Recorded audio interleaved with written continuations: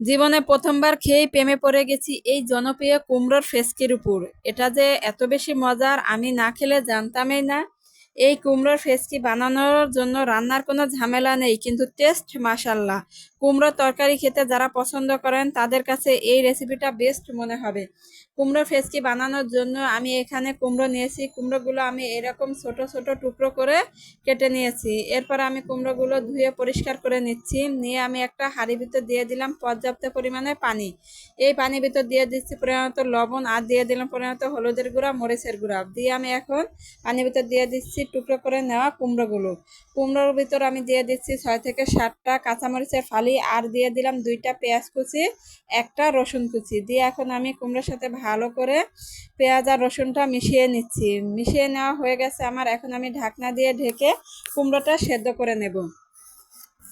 কুমড়োটা যাতে পুরোপুরিভাবে সেদ্ধ হয়ে যায় ততক্ষণ পর্যন্ত আমি জাল করে নিচ্ছি। কুমড়োটা আমার পুরোপুরিভাবে সেদ্ধ হয়ে গেছে। কুমড়োটা সেদ্ধ হতে কিন্তু আমার বেশি সময় লাগেনি, জাস্ট 10 থেকে 15 মিনিট সময় লেগেছে। এখন আমি একটা ডাল ঘুটনির সাহায্যে কুমড়োটা গলিয়ে নিচ্ছি। আপনারা চাইলে কিন্তু চামিচের সাহায্যে কুমড়োটা গলিয়ে নিতে পারেন। আমার কাছে বেস্ট মনে হচ্ছে ডাল ঘুটনি দিয়ে কুমড়োটা গলিয়ে নিলে খুব সুন্দরভাবে কুমড়োটা গলে যাবে, একদম দানা দানা ভাব থাকবে না। দেখুন আমার কুমড়োটা কিন্তু একদম গলে মিহি হয়ে গেছে, একটু দানা দানা ভাব থাকেনি। এখন আমি কুমড়োটা আরেকটু জাল করে পানিটা শুকিয়ে নিচ্ছি।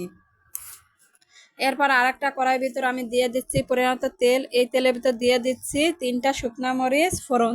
এখন আমি শুকনো মরিচটা জাস্ট একটু লালচা কালার করে ভেজে নিচ্ছি। শুকনো মরিচটা আমার একটু ভাজা হয়ে গেছে। এখন আমি এই শুকনো মরিচের ভিতর দিয়ে দিচ্ছি 2টা পেঁয়াজ কুচি। এরপর আমি দিয়ে দিলাম 2টা তেজপাতা আর একটা দারচিনি দিয়ে এখন আমি পেঁয়াজটা ভালো করে ভেজে নিচ্ছি। পেঁয়াজটা যখন একটু হালকা লালচা কালার হয়ে যাবে এখন আমি এতে দিয়ে দিচ্ছি 1 চামচ জিরা। দিয়ে আমি এখন পেঁয়াজের সাথে জিরাটা ভালো করে ভেজে নিচ্ছি। পেঁয়াজটা কিন্তু আমার ব্রাউন কালার করে ভাজা হয়ে গেছে। এখন আমি এই পেঁয়াজের ভিতর দিয়ে দিচ্ছি সেদ্ধ করে নেওয়া কুমড়োটা দিয়ে আমি ভালো করে মিশিয়ে নিচ্ছি। পেঁয়াজের সাথে ভালো করে কুমড়োটা মেশানো হয়ে গেছে। এরপর আমি এতে দিয়ে দিচ্ছি আরেকটু লবণ। আমার কাছে লবণটা একটু কম মনে হয়েছে, সেজন্য আমি আরেকটু লবণ দিয়ে দিলাম। এই কুমড়োর ফেস্কিটার টেস্টটা আরেকটু বাড়ানোর জন্য আমি এখানে দিয়ে দিচ্ছি 1 চামচ চিনি দিয়ে এখন আমি কুমড়োর সাথে ভালো করে মিশিয়ে নিচ্ছি। মিশিয়ে নিলেই হয়ে যাবে। এখন আমি গরম গরম পরিবেশন করে নিচ্ছি। গরম ভাতের সাথে কিন্তু খেতে অসম্ভব মজার হয়ে থাকে। যারা কুমড়ো খেতে পছন্দ করেন আশা করছি আজকের রেসিপিটা তাদের কাছে ভালো লেগেছে। যদি ভালো লেগে থাকে তাহলে অবশ্যই ফ্রেন্ড অ্যান্ড ফ্যামিলির সাথে শেয়ার করবেন, আর একবার হলো বাসা ট্রাই করবেন। আর কেমন হয়েছে এই কুমড়োর ফেস্কিটা খেতে আমাকে কিন্তু কমেন্ট করে জানিয়ে দেবেন, যাতে আমি আপনাদের ধন্যবাদ জানাতে পারি। আল্লাহ হাফেজ।